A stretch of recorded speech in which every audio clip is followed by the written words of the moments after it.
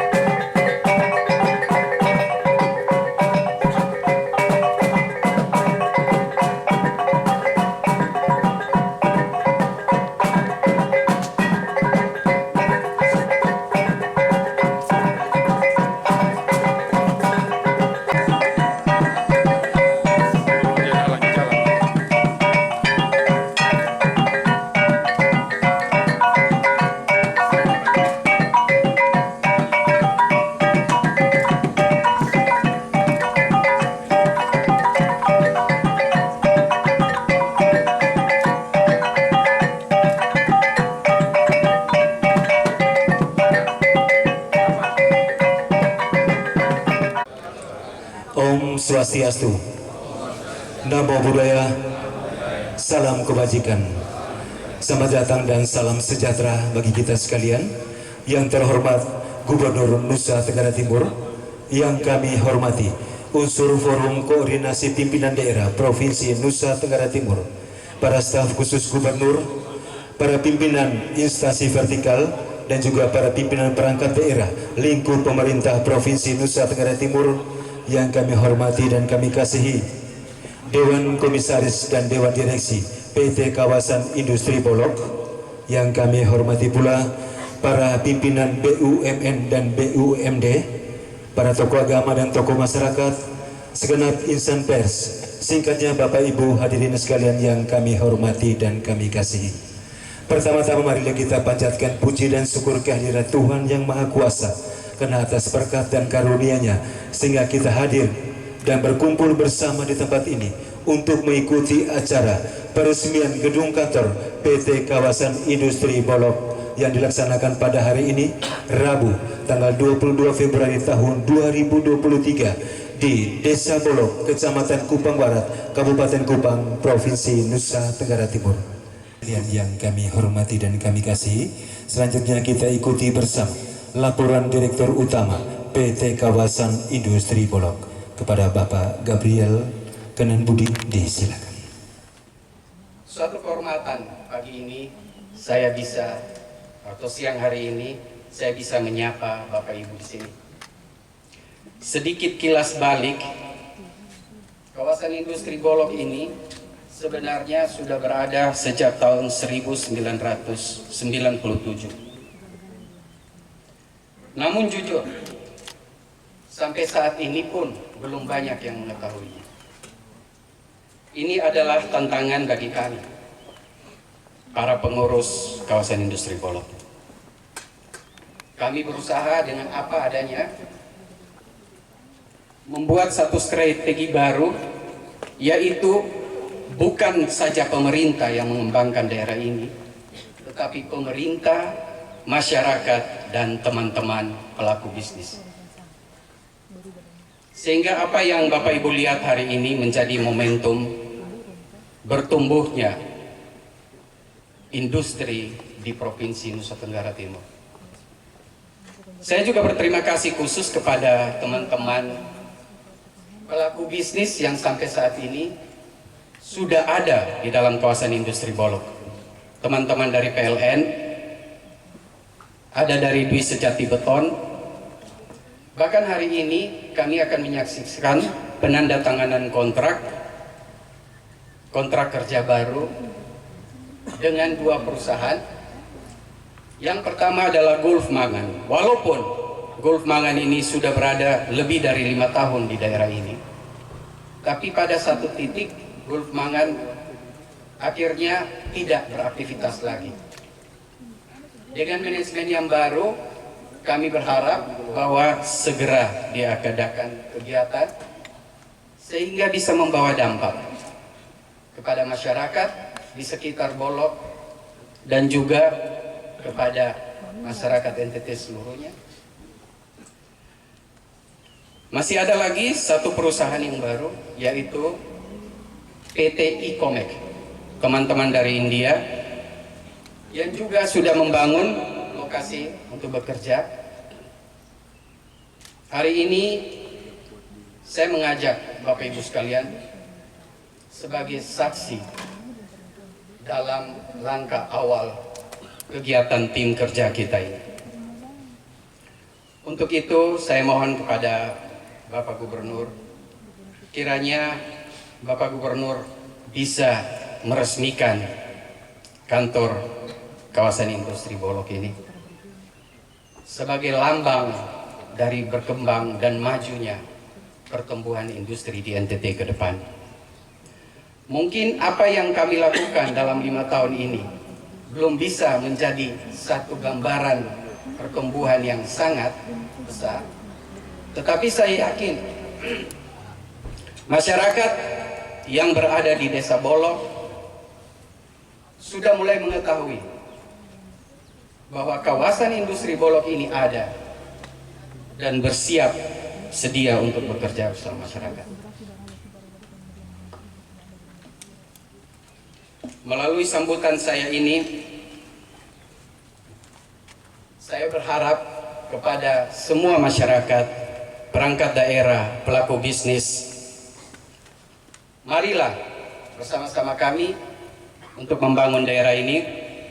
Kami bersedia untuk bekerja keras, kami bersedia untuk bekerja cerdas demi kemajuan. Demikian kata-kata singkat saya ini. Semoga kami semua diberkati. Billahi taufiq wal hidayah. Wassalamualaikum warahmatullahi wabarakatuh.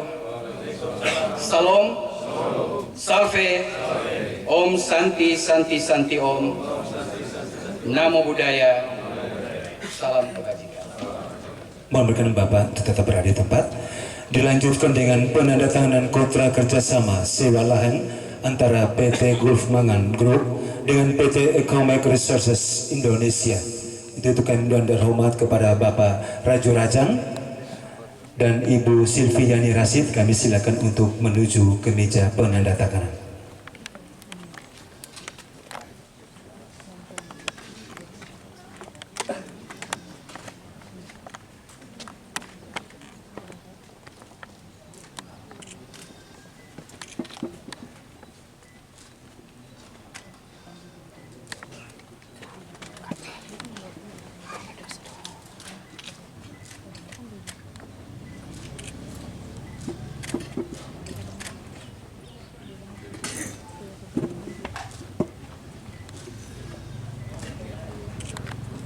Dilanjutkan dengan foto bersama, kami silakan. Mohon izin maafnya dibuka Pak. Foto bersama.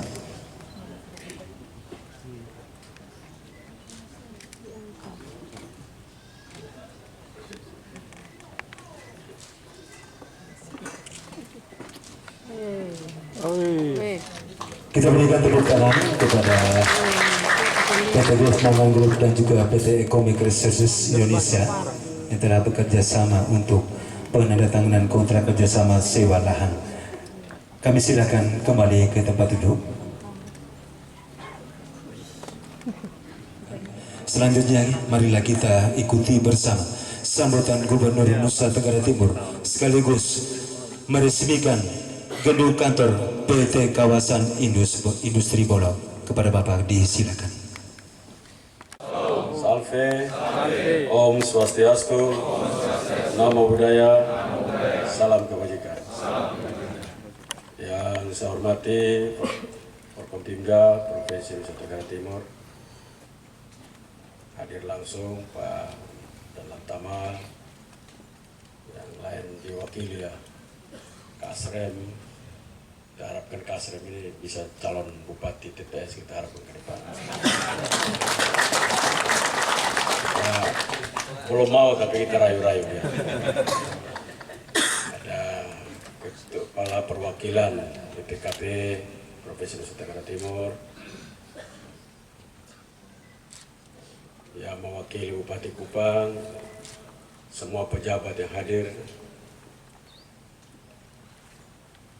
Pak Bobi, organisasi apa namanya? Apa? Kadin ya. Oh, Kamar Dagang Indonesia. Yang dengan teman-teman semua yang hadir di sini, semua kita yang berbahagia supaya jam panjang ya.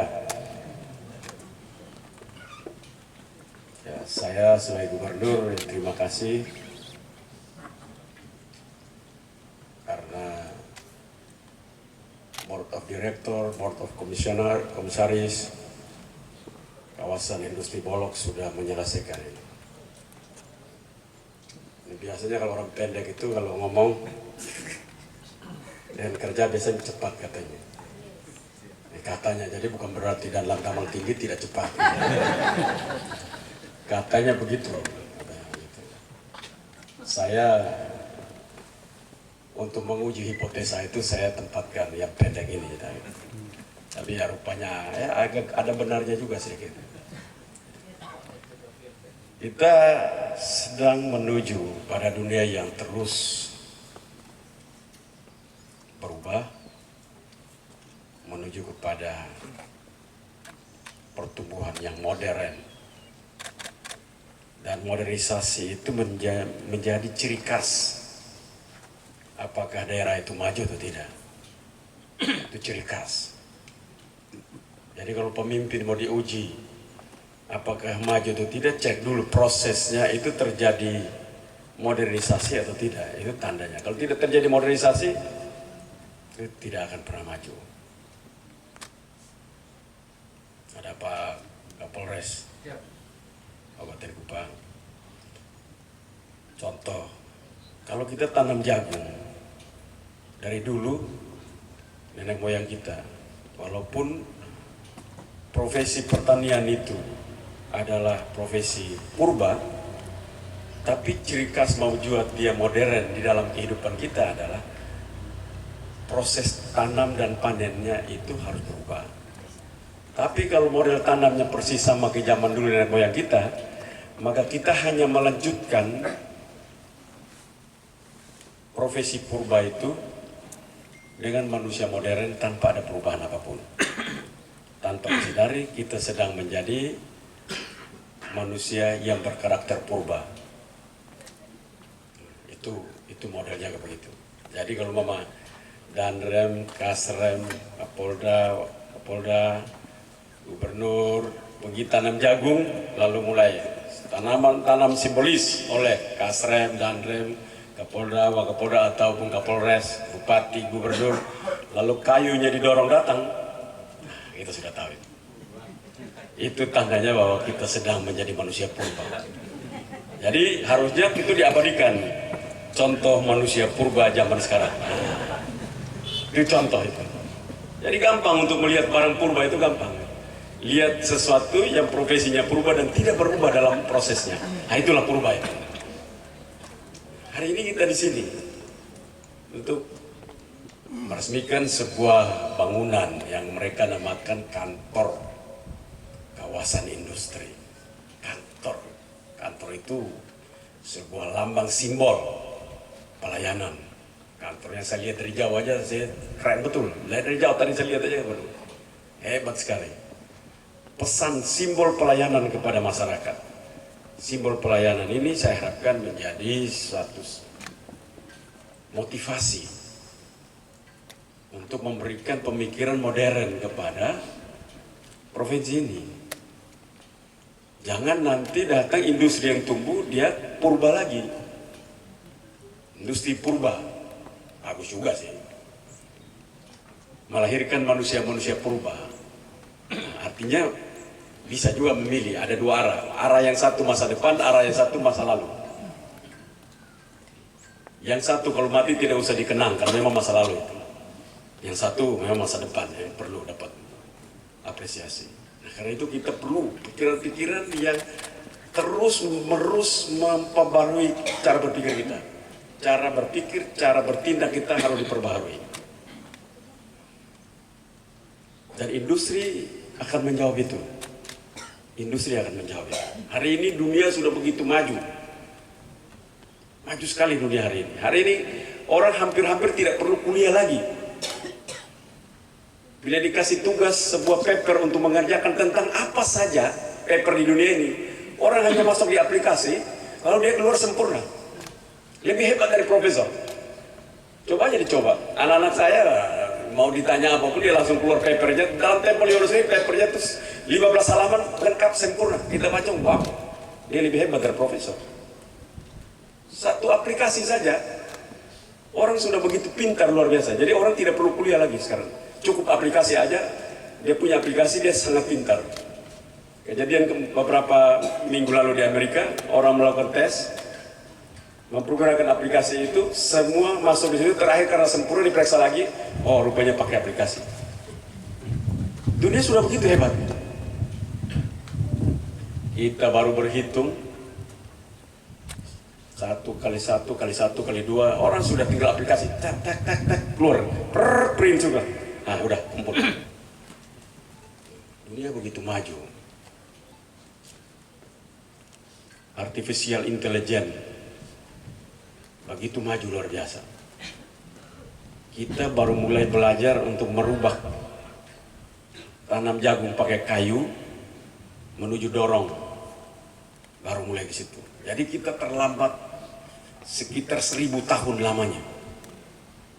Tuh bayangkan itu. Sedikit-sedikit sekurang-kurangnya kita terlambat dengan teman-teman di Jawa. Itu 400 tahun sekurang-kurangnya. Karena itu tidak mungkin, tidak ada pilihan bagi kita untuk kita mengejar itu. Cara mengejarnya itu merubah cara berpikir kita. Makanya kalau saya menyampaikan sambutan, banyak yang sakit hati. Karena memang saya mendorong manusia purba keluar dari gua menuju kepada tempat modern. Jadi masih pasti orang tersinggung. Saya sudah biasa dalam gua, masa dikasih keluar menuju tempat modern. Kan ciri khas orang tersinggung di dalam kebiasaan emik yang nyaman itu kalau didorong keluar dari gua, mereka marah. Tanpa sadari kita berpakaian modern, nah, seperti Pak Dirut, kawasan industri Bolok ini pakai jas, kayak begini. Tapi kalau berpikirnya itu tetap seperti orang dalam gua, maka tidak bisa jalan. Banyak sekali di antara kita ini berpakaian semua yang kita pakai modern, cara berpikirnya yang purba. Maka tidak pernah maju-maju sebuah provinsi. Lah zaman dari dulu yang namanya kelor itu ada di NTT loh. Dari dulu itu kelor ada di NTT, tumbuh liar. Tapi tetap stunting, kecil-kecil. Ada yang tidak stunting karena kawin om tante bolak-balik, dia itu melulu bolak tante po om tante po anak bolak-balik. Ya udahlah, makin hari turun pelan-pelan sampai umur 18 tahun 1 meter 10 cm. Nah itu, makanya saya bilang kita udah mulai bikin aturan, yang kawin sesama itu kawin om tante ditangkap. Gara-gara dia kawin sesama kita susah. Eropa itu pernah darah biru itu kawin sesama darah biru, kan lahir semua manusia-manusia yang punya masalah fisik dan segala macam. Ini dunia kita Kita sedang mendorong ke sana. Kita sedang mengkampanyekan tentang pembangunan 4.0, 4.0. Manusia sekarang bukan lagi 4.0, sudah 6.0. Apa itu? Menciptakan manusia. Nah, kita baru mulai. Manusia sudah diciptakan manusia unggul. Sekarang generasi sekarang kalau mau punya anak, tidak harus kawin. Seorang perempuan kepengen punya anak, dia pergi ke dokter untuk mengecek embrio terbaik model begini dengan pintar sekian tanpa penyakit bawaan dengan segala macam, ada tidak? Ada, cocok. Nah ini ya saya punya ini. Membuat manusia dengan perencanaan perilaku sudah maju seperti itu. Industrinya sudah begitu. Kita industrinya masih merayu bagaimana bikin beton, tanam beton bagus. Tapi kita harus cepat. Kawasan ini ruangnya tidak cukup untuk menjadi kawasan industri. Terlalu kecil. Mau dibilang kecil, emang kecil. Mau dibilang besar, tetap kecil. Kawasan industri tidak cukup ini. Kawasan industri harus 5.000 hektar minimal. Tapi kita namanya juga latihan. Namanya juga latihan ya. Pelajar kecil dulu. Kalau besar sekaligus takut tenggelam. Nah, latihan ini. Jadi ini tempat latihan. Dia akan bergeser satu saat. 5.000 sampai 10.000 hektar. Mengapa? Karena kita akan punya potensi ke sana. Kemarin Bapak Presiden Republik Indonesia, Bapak Insinyur Joko Widodo telah menerima Perdana Menteri Timor Leste. Dan di dalam salah satu acaranya adalah joint statement berkaitan dengan pembangunan ekonomi di border yang nanti didorong menjadi zona ekonomi eksklusif, free trade zone. Nah, itu latihan-latihan ini akan bawa kita ke sana, karena di sana puluhan ribu hektar akan disiapkan dengan baik. Perdagangan antara dua negara besar. Kita tahu bahwa walaupun Timor Leste sebagai underdeveloping country, tapi dia tetap sebagai negara yang mempunyai hak kuota ekspor ke berbagai negara yang hari ini mereka tidak punya produk.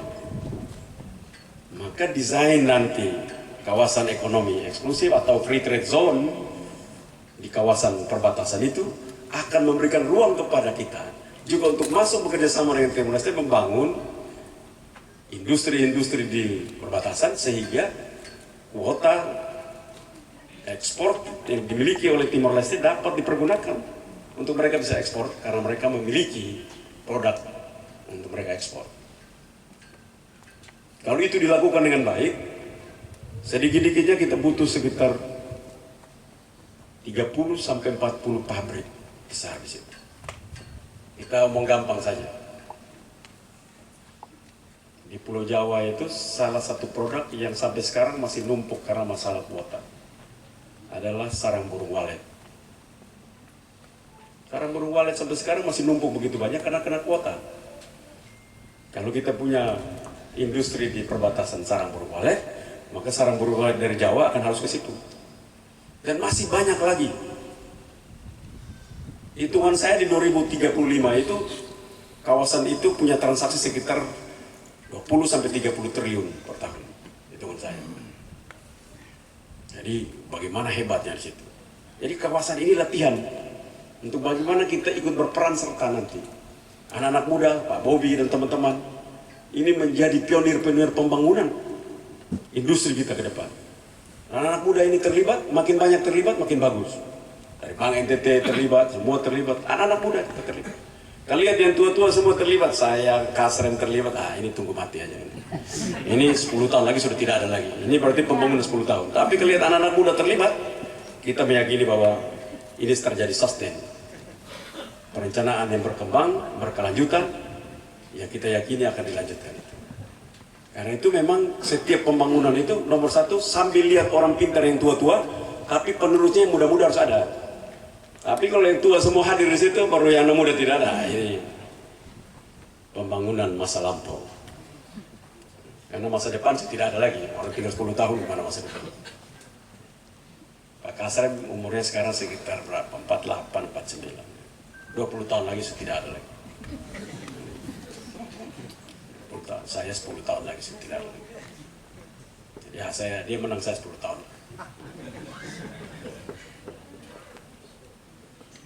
Kita harus berpikir seperti itu supaya kita menyiapkan generasi. Kalau berpikir saya hidup 90 tahun, 100 tahun, kita tidak mundur-mundur, generasi tidak ada kita tidak pernah mundur-mundur. Kita tidak pernah menyiapkan generasi karena kita anggap kita akan hidup lama. Tiba-tiba besok pagi salah makan, batuk-batuk, salah batuk, mati langsung karena keselak. Kok mati keselak? Aduh, terlambat siapin generasi. Saya pikir saya masih hidup panjang. Maka itu saya kalau mama di atas pesawat, kalau goyang sana sini semua berdoa, saya tenang aja. Ya, inilah saatnya saya mau melihat masa depan yang macam apa mereka tulis selama ini, kita mau lihat juga. Bakal tidak jadi, ternyata tidak jadi lihat. Jadi manusia itu lucu kadang-kadang. Katanya surga itu tempat yang indah, tapi kalau mau pergi surga dia tidak mau. Coba aja kalau ditanya. Kalau ditanya, mau masuk surga atau tidak? Oh iya mau Bapak. Mau pergi sekarang? Jangan dulu. Bayangkan itu. Jadi itu cara berpikir yang harus keliru loh. Sebenarnya kalau bahaya itu datang ke kita bilang, wih mari sudah, terus sudah betul sudah ini. Saya mau pergi lihat cerita itu betul tidak itu. Nah, begitu harus. Jadi itu sangat kontradiktif. Kita berdoa luar biasa, tapi kita tidak percaya apa kita doakan. Berdoa sungguh-sungguh, apa kita tidak percaya. Bapak di surga, benar di surga atau tidak? Bapak yang di surga itu kan panggil pulang, kita lari cepat-cepat pulang. Bapak saya datang sudah Bapak. Bapak tunggu bayar di situ, saya datang sudah. Kita tak balik. Kalau boleh jangan pergi Bapak, jangan Bapak, jangan. Jadi saya bilang manusia itu sebenarnya mereka adalah makhluk yang nyaman pada lingkungan. Biar sudah longsor, jatuh, mati, generasi mati berturut-turut, kasih pindah dari longsor itu nggak mau. Karena mereka sudah nyaman di situ. Ciri khas manusia itu kan gitu, sudah nyaman di situ. Gak move on, pakai anak-anak istilah zaman sekarang, yang gak pernah move on. Nah, karena itu saya mendorong serius untuk kawasan ini sebagai latihan, cepat dibuat latihan. Karena kawasan ini industri, namanya kawasan industri, tapi tidak cukup menjadi kawasan industri. Dalam pemahaman saya, ya nggak tahu kalau Mama ternyata ada kalian yang terkeliru ya. Dalam pemahaman saya ini kawasan tidak cukup menjadi kawasan industri. Kalau latihan boleh. Nah, kalau latihan masih boleh.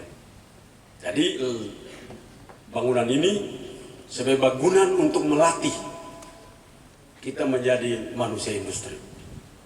Nanti kalau udah pindah menjadi kawasan yang besar, mengelola kawasan-kawasan industri, kawasan berikat yang luar biasa, itu menuju kawasan industri. Kita pergi lihat Pulau Gadung, lihat ini itu. Kita pergi lihat di Jakarta, itu melihat bagaimana kawasan-kawasan yang begitu hebat. Belajar di sana kita lihat. Kita harus memiliki model kayak begitu. Kenapa? Kita memiliki banyak sekali potensi. Tadi saya baru keluar dari sebuah acara, mereka bahas tentang energi baru terbarukan. Bagaimana kita transisi energi fosil ini menuju energi baru terbarukan. Itu maka pesan NTT itu paling tinggi di Indonesia. Jadi NTT itu adalah provinsi paling kaya masa depan. Karena begitu fosil ditinggalkan, maka renewable energy dibicarakan, maka nomor satu, pasti kita bicara tentang matahari. 2, bicara tentang panas bumi. 3, bicara tentang angin. 4, bicara tentang arus laut. Tidal energy. Maka ini menjadi kekuatan betul Nusa Tenggara Timur. Jadi nanti dekat-dekat saya sudah mau mati, pakai tongkat mau mati, maka saya melihat bagaimana Nusa Tenggara Timur begitu kaya luar biasa. Pertanyaannya, kaya itu pasti. Yang kaya orang NTT apa orang dari luar itu? Nah, jangan jawab begitu. Harus orang NTT. Karena itu kita harus perlu belajar semaksimal. Renewable energy. Cara berpikir perusahaan ini, industri-industri itu menuju pada energi terbarukan. Kita tahu bahwa Sumba sekarang telah disiapkan. Paling lambat tahun ini sudah mampu untuk kita siapkan di sana untuk dipakai langsung itu sekitar 1 giga. Itu 1000 mega. Pemerintah pusat investasi sekitar 7 triliun untuk stream estate di Sumba Timur. 7,5 triliun, swastanya 1 triliun, berarti 8,5 triliun akan ada di Sumba. Renewable energy, stream estate, udang, kawasan itu dipakai untuk juga energinya dipergunakan renewable energy dari matahari. 8 triliun ada di sana, 8,5 triliun. Satu program aja di situ, sudah terbang kemana-mana. Sumba Tengah akan dengan 2 giga, sekitar 2.000 mega ada di situ. Kita akan konversi, kita punya listrik diesel kita menuju kepada renewable energy. Satu kWh kita di Nusa Tenggara Timur dengan listrik kita bayar 30 sen. Nah, sekarang kita bayar murah karena itu subsidi. Tapi kalau kita pakai renewable energy kita ada 16 sen. Kita punya modal. Maka 16 sen dolar kita tidak perlu di subsidi pun aman. Jadi begitu hebatnya Nusa Tenggara Timur masa depan. Kita punya rumput laut, kelor, daging, semuanya hebat-hebat. Mangan ya, mangan tadi saya bilang mangan itu jangan ambil buru-buru. Kalau mau jadi gubernur cari uang 1 bulan dapat 2-3 miliar gampang, kasih keluar aja pasti aman. Tapi itu tidak rusak. Ada yang membangun smelter di sini, boleh kita bicara. Ya nanti atau tidak ya tunggu saya berhenti jadi gubernur ya baru mulailah rayu gubernur yang ganti saya. Tapi selama saya jadi gubernur tidak mungkin, tidak ada smelter, tidak mungkin keluar dari sini. Karena kita ikut apa saran dari Bapak Presiden Joko Widodo, downstream. Kita mau untuk hilirisasi. Nah, itu cara berpikir yang luar biasa. Kita memiliki presiden begini lagi, susah lagi. Susah nih punya presiden begini. Presiden ini orang bilang gila tanda kutip. Kalah dalam gugatan di WHO, lanjut terus, larang tetap larang. Nah, oke, betul itu baru nama presiden. Cocok itu. Banyak orang bilang gimana sih? Sudah kalah kok masih tetap. Ya memang nggak boleh. Aturannya kalau membuat kita rugi, buat apa kita ikut-ikut? Nah, itu juga yang saya selalu bilang kepada saya punya staf di Provinsi NTT. Kalau merugikan NTT ngapain ikut? Nggak usah ikutlah kalau merugikan. Itu cara berpikir yang luar biasa. Di WTO dilarang, sudah dikalahkan, tetap kita melarang untuk melakukan ekspor bahan baku. Itu hebat sekali. Itu hebat betul. Kekayaan kita akan luar biasa. Karena itu saya melihat Nusa Tenggara Timur kaya. Cuma orang NTT itu kan hobi menjadi pegawai negeri. Kalau anak punya anak lebih gampang supaya jangan ini masuk pendeta atau pastor. Dua ini begitu selesai langsung jelas bareng. Maka pendeta pastor paling banyak di NTT itu. Kalau mau orang mau ekspor, kita nomor 1 ekspor 2 ini paling banyak sudah tersedia sumber daya.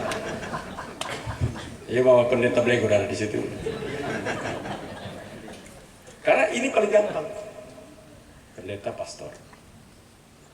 Nomor 2, mereka sekolah peternakan, pertanian hebat-hebat, belajar mati punya, pegawai negeri. Mulai. Kalau tidak terima, honor dulu.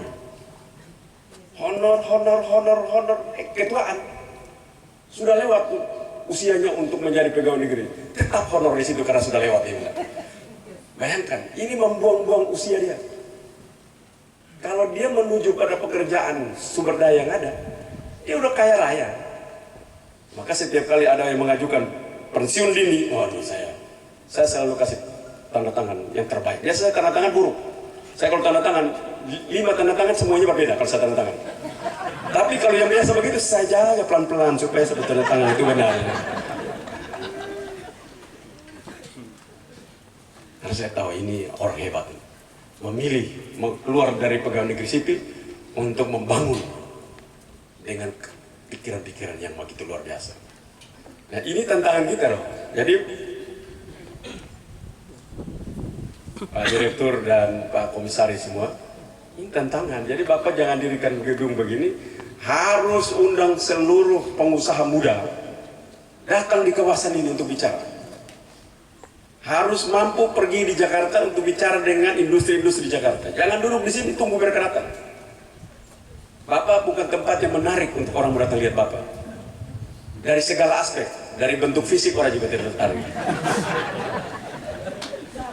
Nah, mungkin visi ada. Tempat ini orang juga suka, tidak suka juga, sampai mesti datang tempat ini. Tapi kalau Bapak bisa create itu, datang bicara. Banyak teman-teman kita di sana yang mereka ambil bahan baku dari Nusa Tenggara Timur. Kita petakan dengan benar, lalu kita mau baik-baik, dia tidak mau, kita tutup. Gampang. Vanili, nanti kita beli sendiri. Tidak lagi kita kasih keluar. Pelan-pelan kita akan mulai konsolidasi seluruh kekayaan kita pelan-pelan. Ini akan membuat kita hebat luar biasa. Jangan bergerak di kantor ini begitu nyaman sampai tidak mau keluar dari kantor ini. Dia lambang pelayanan saja, tapi tidak boleh terlalu lama nyaman di kantor ini. Jadi zaman sekarang ini kalau orang nyaman di kantor tidak akan pernah maju. Makanya itu dunia sekarang kantornya itu mulai kecil-kecil. Kalau di kota-kota maju, satu perusahaan punya 5 perusahaan punya 1 sekretaris. Jadi 1 sekretaris ini dengan nomor yang sama dia melayani 5 perusahaan. Sekarang udah begitu levelnya. Nah, kita tidak. 1 direktur punya 8 sekretaris. 1 untuk urus administrasi, yang lain untuk mengatur bagaimana Bapak mau kemana-mana. Tapi yang penting dia harus efektif, efisien, dan produktif. Jangan sekretaris banyak tidak produktif. Nah, ini sialin namanya. Ini tantangan terbesar. Jadi saya memberikan dorongan serius untuk hal begini. Jadi jangan pendekatan di Nusa Tenggara Timur itu jangan business as usual. Jangan. Kalau nggak kita mati di sini. Hidup terlalu lama di sini, kalau kita ikut-ikut terus kita mati. Karena NTT terlalu banyak manusia yang berpikir purba. Jadi kalau mama datang di sini ikut cara berpikir mereka, kita akan mati. Di kampus, di mana, di semua tempat kita harus berubah cara berpikir mereka. Contoh kita lihat, kita ini sarjana pertaniannya lebih banyak daripada jagung yang bertumbuh di NTT. Coba pertanyaan aja, salah-salah yang berkumpul dalam satu komunitas 5 tamat sarjana pertanian, pasti. Kerja apa sekarang? Ojek. Tamat sarjana pertanian, tukang ojek. Ya, tukang ojek nggak salah. Yang salah sekolahnya yang salah. Hanya mau jadi tukang ojek, kenapa mesti sekolah pertanian? Cukup sekolah bagaimana bawa motor yang bagus, cross naik turun, jadi orang tidak jatuh mati. Ini kita punya kelemahan kita di sana. Sarjana peternakan, ternaknya tidak ada. Jadi saya selalu ganggu. Kita tidak sedang melatih anak-anak menjadi sarjana peternakan. Kita sedang budidaya sarjana. Budidaya. Jadi kalau Bapak besok mau potong aja karena banyak itu. Budidayanya banyak. Jadi saya bilang ke kampus-kampus, di sini banyak sekali budidaya sarjana. Karena memang dia keluar pun dia tidak bisa bikin apa-apa. Nah, ilmu pengetahuan itu nomor 1. Paling penting adalah dia harus berguna bagi diri, ilmu itu. Yang kedua berguna bagi orang lain. Hanya disampai di kepala untuk bisa omong, orang ini belum sempurna dalam ilmu pengetahuan. Dia harus berguna. Karena itu saya harapkan dalam momentum yang baik ini, saya mendorong kita semua untuk kita mampu melakukan yang baik. Karena itu saya dengan gembira untuk hadir di sini meresmikan gedung ini sebagai simbol bagaimana kemajuan Nusa Tenggara Timur dalam pemahaman industrialisasi latihan di sini agar di kemudian hari Nusa Tenggara Timur menjadi provinsi yang maju karena industrinya hilirisasi dapat berkembang dengan baik. Terima kasih. Shalom. Salam. Salve. Wassalamualaikum warahmatullahi wabarakatuh. Om Santi Santi Santi Om. Namo Buddhaya. Salam kebajikan. Dilanjutkan dengan penandatanganan prasasti oleh Gubernur Nusa Tenggara Timur.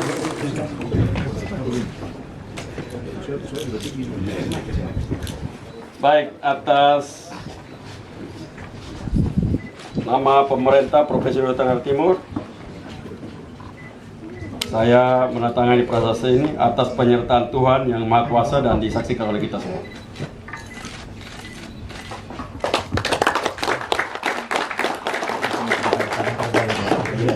Dilanjutkan dengan pengguntingan pita oleh Gubernur Nusa Tenggara Timur. Tidak pelan-pelan tadi Pak.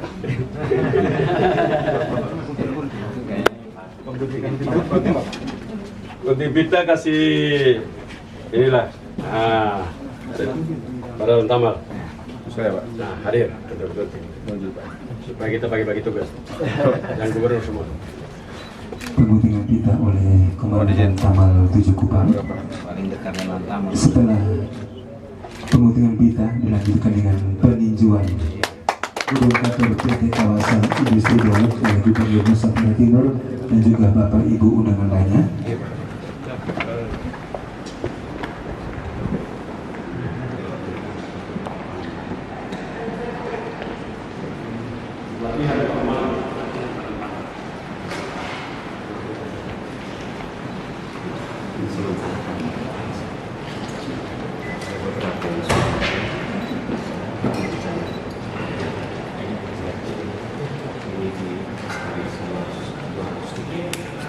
Ya latihan makanya saya bilang.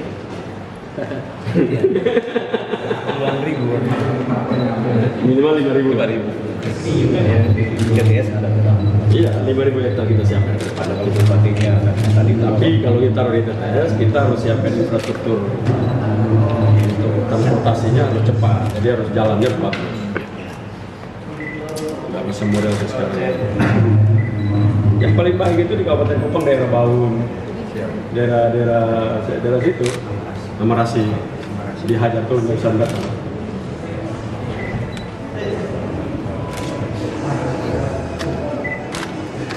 Besok waktu disuruh mah sementara di sini belum dibangun, maka diri kita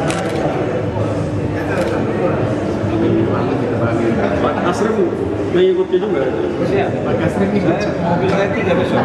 Wih, Ikut juga. Ikut. yang lain juga. Iya. Biar benar.